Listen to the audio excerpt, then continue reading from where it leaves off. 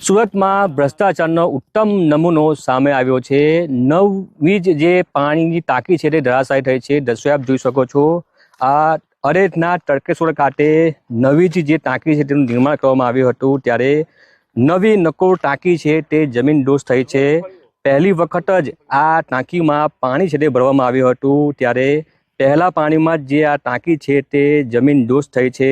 ક્યાંક ને ક્યાંક આ ટાંકીમાં મોટો ભ્રષ્ટાચાર થયો હોવાની જે શક્યતા છે તે જોવા મળી રહી છે, કારણ કે હજુ તો પહેલી વખત જ ટાંકીમાં પાણી સંગ્રહ કરવામાં આવ્યું હતું, ત્યારે આ ટાંકી ધરાશાયી થતા અનેક સવાલો છે તે ઊભા થઈ રહ્યા છે। દ્રશ્યો આપ જોઈ શકો છો। તડકેશ્વર ગામ ખાતે આવેલી આ પાણીની ટાંકી છે, એ પાણીની ટાંકી જમીનદોસ્ત થઈ છે। ત્યારે આ સમગ્ર ઘટનામાં 3 જેટલા શ્રમિકો પણ ઈજાગ્રસ્ત થયા છે। તમામ જે ઈજાગ્રસ્તો છે તેને સારવાર અર્થે તડકેશ્વરની શિફા હોસ્પિટલ ખાતે ખસેડવામાં આવ્યા છે।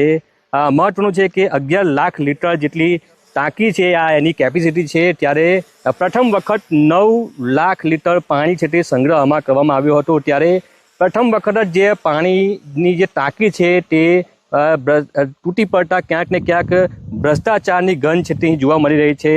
લોકો દ્વારા માંગ કરવામાં આવી રહી છે કે આ જે લાગતા વળગતા અધિકારી છે, જે કોન્ટ્રાક્ટર છે, તેમની આ સમગ્ર ઘટનામાં તપાસ કરવામાં આવે અને તેઓ વિરુદ્ધ યોગ્ય પગલાં છે તે ભરવામાં આવે।